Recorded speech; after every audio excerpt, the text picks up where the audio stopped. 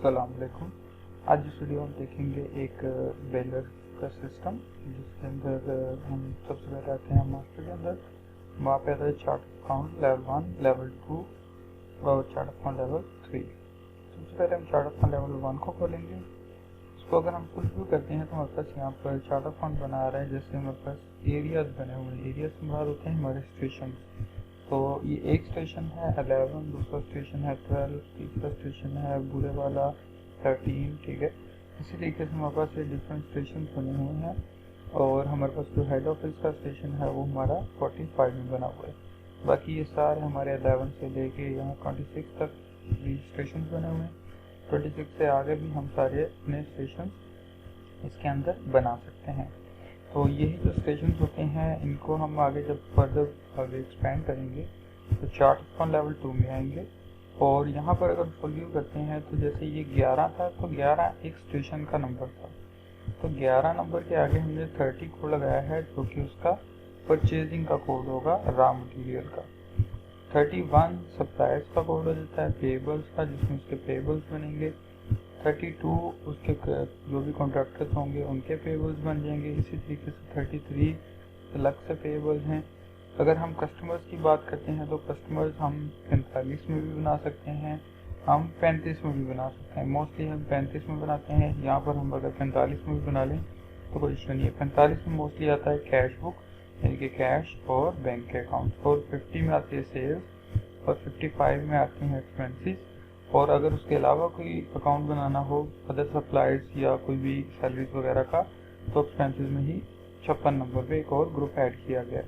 यानी कि जो 11 नंबर एक हमारा स्टेशन है उसके अंदर ये कुछ कंपल्सरी ग्रुप्स के अलावा हम फर्दर अपने काफ़ी ज़्यादा यहाँ पर ग्रुप्स बना सकते हैं। और इस हर ग्रुप के अंदर हम 10-10 हज़ार अकाउंट बना सकते हैं। तो ये 11 नंबर एक स्टेशन था, 12 नंबर दूसरा स्टेशन है, 13 नंबर तीसरा स्टेशन है। इसी तरीके से हर स्टेशन के अपने अपने अकाउंट्स बने हैं, यानी कि हर स्टेशन का अपना अपना रिकॉर्ड होगा परचेजिंग का, सेल का, पेबल्स का, बैंक्स का और एक्सपेंसेस का। तो इनके अंदर जब अकाउंट बनाना होता है तो वो हम चार्ट ऑफ अकाउंट लेवल 3 से बनाते हैं। जैसे अगर मैं कोई सप्लायर बनाना चाहता हूँ 11 स्टेशन में, तो 11 के अंदर 31 सप्लायर का कोड था, उस पर अगर मैं 000 यहाँ पे 1 देता हूँ तो इसने मुझे बताया कि ऑलरेडी मेरे पास कितने अकाउंट बने हुए हैं 28। तो मैंने यहाँ पे न्यू अकाउंट ऐड करने के लिए 1131 में 0029 नंबर पे कोड दे दिया। और यहाँ पे मैंने बताया कि ये हमारा जी है नुमान, ठीक है, सप्लायर का नेम इंटर करके यहाँ पे हमने दिया कि सप्लायर हमारा ये क्या है, पेएबल है। इंटर करके अगर उसका कोई ओपनिंग बैलेंस है तो यहाँ पे क्रेडिट में दे देंगे, कस्टमर का लेने वाला बैलेंस हम डेबिट में देते हैं। तो ये क्रेडिट में मैंने नुमान का बैलेंस 20,000 दिया और इसको सेव कर दिया। अगर लेजर देखना है उसी पार्टी का तो लेजर में जाएंगे। यहाँ पर हम साइट को भी बता सकते हैं कि कौन सी साइट की देखने, क्योंकि मैं 11 में मैंने बनाया था वो, तो 11 भी दे सकता हूँ और सर्च करके भी उसको यहाँ पे ले सकता हूँ। वो जहां खान सेंटर था 11 और उसके अंदर हमारा सप्लायर था नुमान। तो ये नुमान का लेजर ओपन हो गया, उसका 20,000 हमने देना है। इसी तरीके से अगर मैं इसको पूरा एक proper site wise trial balance देखना चाहूँ तो यहाँ पे ट्रायल बैलेंस भी लगा होता है, trial balance complete site wise भी लगा होता है। तो यहाँ पे अगर मैं 11 साइट दे देता तो 11 साइट का कंप्लीट रिकॉर्ड आ जाना कि उसका ओपनिंग कितना डाला है, परचेजिंग कितनी की हुई है, सप्लायर्स कौन कौन से हैं, ये नुमान भी उसी के अंदर आ गया कि हमने इसका 20,000 देना है। इसी तरीके से हमारा कॉन्ट्रैक्टर्स आ गए, दूसरे सप्लायर्स आ गए, और इसके अलावा सेल्स आ गई हैं हमारी, और इसके अलावा एक्सपेंसेस आ गए हैं और सैलरीज आ गई हैं। तो ये पूरा एक साइड का प्रॉपर ट्रायल बैलेंस भी हम देख सकते हैं अलग से। तो जो हमने सप्लायर यहाँ पे बनाया है, अगर हम उससे कोई कैश की रिकवरी करते हैं या कोई पेमेंट करते हैं तो वो उसके लिए हम ये वोचर यूज़ करते हैं। रिसीविंग के लिए रिसीव वोचर, यहाँ पर हम बताएंगे कि हम साइट कौन सी यूज़ कर रहे हैं। तो साइट हम यानी कि जो स्टेशन है वो 11 यूज़ कर रहे हैं, ठीक है। और उसके अंदर हम कैश बुक को डेबिट करेंगे। तो अगर हम किसी से भी कैश ले रहे हैं तो जो अमाउंट हम ले रहे हैं वो अमाउंट में आ जाएगी। यहाँ पर भी उसी साइट का जो कस्टमर होगा हम उसका यहाँ पे नेम दे देंगे। मैं फॉर एग्जांपल यहाँ पे कोई रैंडम किसी भी अकाउंट को उठा लेता हूँ। तो मेरे पास ऐसे मोस्टली तो सप्लायर्स थे, लेकिन मैं इसका कस्टमर डील करता हूँ। मैंने ये लिया कि इससे ये पैसे हमने लेने हैं और मैंने 2000 लिया है और इसको सेव कर दिया। उसकी एंट्री हमारी कैश बुक में आ जाएगी। इंटर करके यहाँ पर जब हम साइट चेंज कर देंगे यानी कि 1145 लेंगे तो उस साइट की कैश बुक खुलेगी और उसके अंदर जो 2000 हमने रिकवरी की थी वो यहाँ पे जमा हो गया, डेबिट हो गया। इसी तरीके से अगर हम कोई पेमेंट करते हैं तो पेमेंट वोचर करेंगे। यहाँ पर भी साइट कोड बताएंगे, सप्लायर का नेम बताएंगे, जैसे नुमान था उसको 20,000 देना था तो 20,000 ऊपर अमाउंट आ गई है, उसको मैंने दिया जी 1000। और कहाँ से दे रहा हूँ वो साइट बता देंगे और साइट यानी कि सेंटर सेलेक्ट करके, और किसमें से दे रहा हूँ, कैश बुक से दे रहा हूँ तो कैश बुक, और अगर बैंक से दे रहे हैं तो यहाँ पे बैंक अकाउंट ले आएंगे। और उसके बाद एज अ कैश दे रहे हैं, जिस भी रेफरेंस से दे रहे हैं वो दे के पेमेंट कर देंगे। तो ये एंट्री भी हमारी कैश बुक में जाएगी उसी साइट की, यानी कि 11 स्टेशन में 45 के अंदर। तो ये 1000 रुपये हमारा यहाँ से क्रेडिट हो गया एज अ कैश। तो हमारे पास ये ऑलरेडी माइनस में था कैश बुक, तो वो मजीद उसमें 1000 जमा हो गया।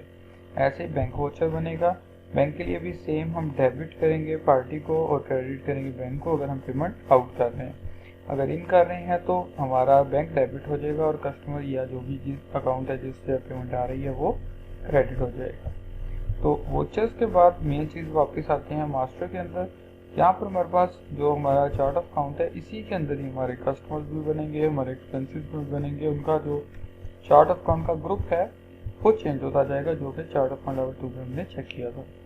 आइटम प्रोफाइल आ जाती है, स्टेशन प्रोफाइल आ जाती है, व्हीकल कैरेज प्रोफाइल आ जाती है और स्टेशन प्रोफाइल आ जाती है। तो सबसे पहले अगर स्टेशन की बात करें तो स्टेशन इसमें हम डिफरेंट बना सकते हैं, जैसे हेड ऑफिस है, सेंटर 1 है, सेंटर 2 है, इसको कोई भी नेम दे सकते हैं। जैसे मैं फॉर एग्जांपल यहाँ पे उकाड़ा नेम दे देता हूँ, ठीक है। ये स्टेशन की प्रोफाइल बन गई है और स्टेशन का हम क्या उनसे रेंट वगैरह चार्ज करते हैं वो यहाँ पर रेट बता सकते हैं जो हम कैरेज के लिए यूज़ करेंगे। और आइटम में हमारी आइटम आ जाती है। तो यहाँ पे जैसे ऑलरेडी हमारे पास काई, तुक्का, वीट्रा, ये डिफरेंट चीज़ें बनी हुई है, स्ट्रिप है, ठीक है। तो ये प्रोफाइल्स हैं। अगर मज़ीद हमने कोई भी प्रोडक्ट ऐड करनी है न्यू, तो यहाँ पे इंटर करके यानी कि आइटम फाइल ओपन करके ऐड करेंगे, प्रोडक्ट का नेम दे के उसको यहाँ पे सेव कर देंगे। तो अभी जो ऑलरेडी हमने आइटम्स बनी हुई थी हम उन्हीं में से किसी को परचेज कर लेते हैं। परचेज के लिए हम ऐड रिकॉर्ड में आएंगे और परचेज इनवॉइस करेंगे, जिसके अंदर हमारे पास रॉ मटेरियल भी आ जाएगा परचेज, जिसमें हमारे पास 3 पेजेस बने हुए हैं, यानी कि 3 लोग एट अ टाइम इसमें परचेजिंग कर सकते हैं। स्टोर की अलग से परचेजिंग हो सकती है और रिटर्न भी हो सकती है रॉ मटेरियल्स की। तो परचेज की अगर हम यहाँ से रॉ मटेरियल का अगर परचेजिंग करते हैं तो सप्लायर देंगे, जिस सप्लायर से हम खरीद रहे हैं, जैसे कि नुमान। हमारा परचेज कोड होगा उसी साइट का, तो 11 में 30 नंबर परचेज कोड होता है। और आगे व्हीकल अगर हम दे रहे हैं कि ये गाड़ी नंबर था, ये उसका जो भी हमारा GR नंबर आ रहा है वो आ जाएगा, इनवॉइस नंबर आ जाएगा, वोचर ऑटोमेटिकली बनेगा। फिर रिमार्क्स देने हैं तो यहाँ पे दे देंगे और यहाँ पर हम प्रोडक्ट बताएंगे कि हमने क्या चीज़ ली है और वो कितनी ली है, ठीक है। तो यहाँ पे हमने फॉर एग्जांपल बताया जी कि हम काई ले रहे हैं, कितने रोल ले रहे हैं, हमने कहा जी 400 रोल लिया है। ग्रॉस उसके मन कितने बने जी, वो हमने कहा जी समझे तकरीबन 50 मन हमारा बना है।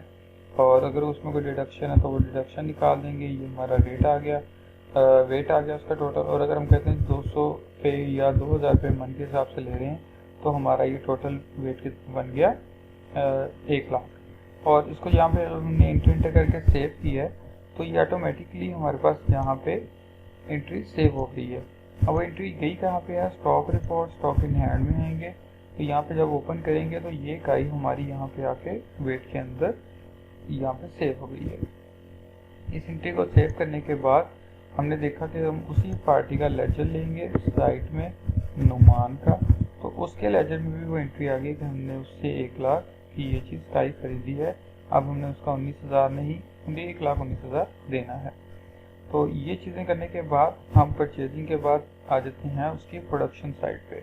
अगर कैरेज की बात करते हैं तो कैरेज अलग से बनेगी, उसमें कैरेज बिल मेकिंग आ जाती है।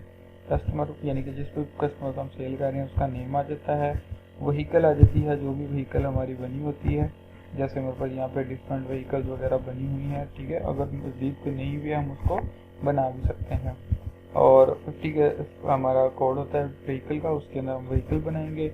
जो चीज़ हमारी यहाँ से जा रही है वो प्रोडक्ट बताएंगे। इनवॉइस नंबर बताएंगे, स्टेशन बताएंगे किस स्टेशन से जा रही है, जैसे हमने कार्ड बनाया था। क्वांटिटी बताएंगे कि कितनी क्वांटिटी जा रही है, तो हमने यहाँ पे बताया जी कि 200 क्वांटिटी जा रही है। और अगर हम उसका रेट फॉर एग्जांपल बताते हैं कि हम 10 रुपये ले रहे हैं या 5 रुपये ले रहे हैं पर केजी के हिसाब से, तो वो उसका पूरा एक रेंट बना देगा कि 1000 इसका रेंट बन रहा है।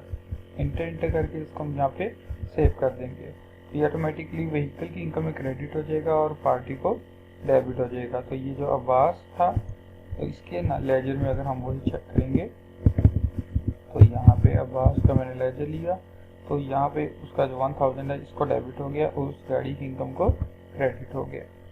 ये हमारा कैरेजबिलिटी आ गया था। अब हम प्रोडक्शन साइड पे आ जाते हैं। प्रोडक्शन में हम प्रोडक्शन कर सकते हैं, मटेरियल कंजम्पशन होती है, डीजल की डिप स्लिप होती है, उसके अलावा स्पेयर पार्ट्स अगर इशू करते हैं गाड़ी वगैरह को स्टोर में से, वो यहाँ से करेंगे। स्टोर की परचेजिंग हमारी यहाँ से परचेजिंग में से होगी। और उसके अलावा हम यहाँ पे प्रोडक्शन में आके जब इंटर करेंगे, यहाँ पर हमने बताया कि हम रॉ मटेरियल जो हमारा परचेजिंग का था, हम परचेज को यूज़ कर रहे हैं और उसी साइट को यूज़ करेंगे जिस साइट की हम प्रोडक्शन डाल रहे हैं। जिस प्रोडक्ट की प्रोडक्शन डाल रहे हैं वो प्रोडक्ट बताएंगे। जैसे यहाँ पे मैं एक रैंडम प्रोडक्ट ये प्रोडक्ट उठा लेता हूँ, होटल, और मैंने बताया जी इतने इसके बेल्स बन रहे हैं और टोटल उसका रेट बनता है जी ये, और अगर हम उसका रेट लगाते हैं जी 100 रुपये के हिसाब से, तो वो टोटल बन रहा है 30,000 की प्रोडक्शन। इंटेंट करके जब हमने इसको सेव किया तो ये चीज़ हमारी प्रोडक्शन की रिपोर्ट में भी आ जाएगी। डेली प्रोडक्शन रिपोर्ट भी हम ले सकते हैं और यहाँ पे आप उसी साइट का प्रोडक्शन बता सकते हैं कि किस साइट का हम प्रोडक्शन देख रहे हैं।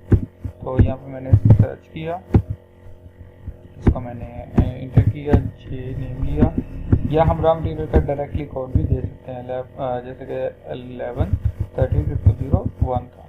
इसकी जब हमने रिपोर्ट ली तो उसने दिखाया कि आपने ये प्रोडक्ट, ये इतनी प्रोडक्शन आपने की है 30,000 की, और यही चीज़ आपके stock report, stock in hand में भी आ जाएगी। इंटर करेंगे तो यहाँ पर ये आपकी प्रोडक्ट आ गई है, ये वाली टोटल, ये आपके पास इतनी पड़ी है। अब जब इसी को हम सेल करना चाहेंगे तो हम यहाँ से सेल इनवॉइस में जाएंगे।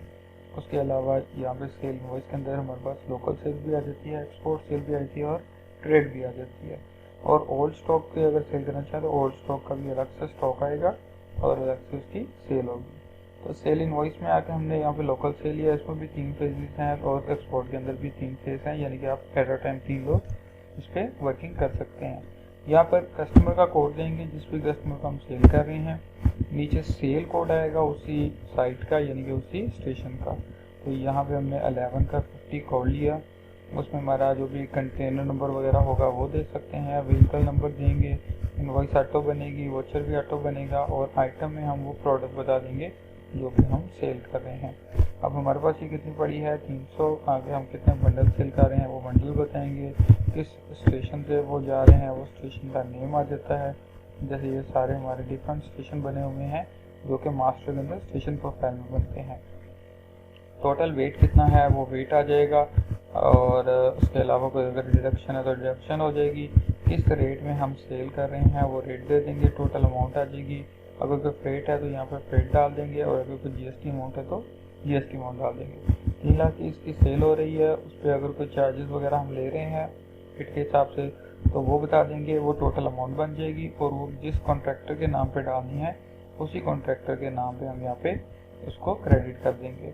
फिलहाल हम इसमें रैंडम किसी भी क्रेडिट को अकाउंट को डाल रहे हैं और इसको सेव कर रहे हैं। तो यहाँ से हमारी ये इनवॉइस प्रिंट भी हो जाएगी, इंटर करेंगे ये इनवॉइस प्रिंट हो जाएगी कि हमने इस पार्टी को ये वाली चीज़ इतनी अमाउंट की सेल की है। यहाँ पर साइन आ जाएंगे और इसकी रिपोर्ट आपकी आएगी सेल रिपोर्ट।